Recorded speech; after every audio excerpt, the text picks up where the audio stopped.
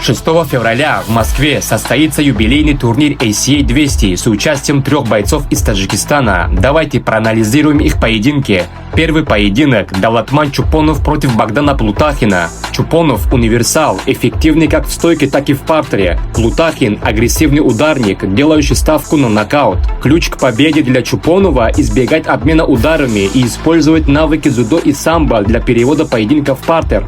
Ожидается классический конкурентный поединок, где победит тот, кто лучше подготовится тактически. Чупонов, имея за плечами серию из 2 побед подряд, подходит к бою в хорошей форме. В большинстве прогнозов фаворитом считается Богдан Плутахин, но Чупонов обладает тактическим оружием борьба, чтобы навязать свою игру.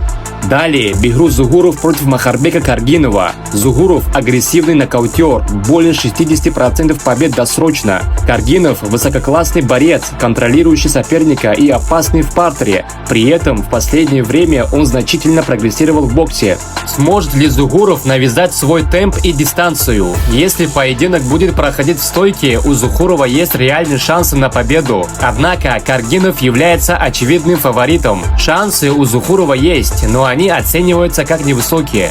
Завершает выступление Искандар Мамадалиев против Али Багова. Это самый дисбалансный поединок вечера. Мамадалиев выходит на замену. Его стиль универсальный, с 1 победой нокаутом и 4 решением судей. Его главный козырь – ударная техника и, конечно же, неожиданность и желание доказать свою состоятельность. Али Багов – ветеран организации с 47 поединками за плечами, обладает огромным опытом в ударной технике и, самое главное, очень сильный грэплер. Это классическое противостояние – ударник против грэплера. Задача Мамадалиева – удерживать бой в стойке на своей дистанции, использовать джеб и двигаться, избегая захватов.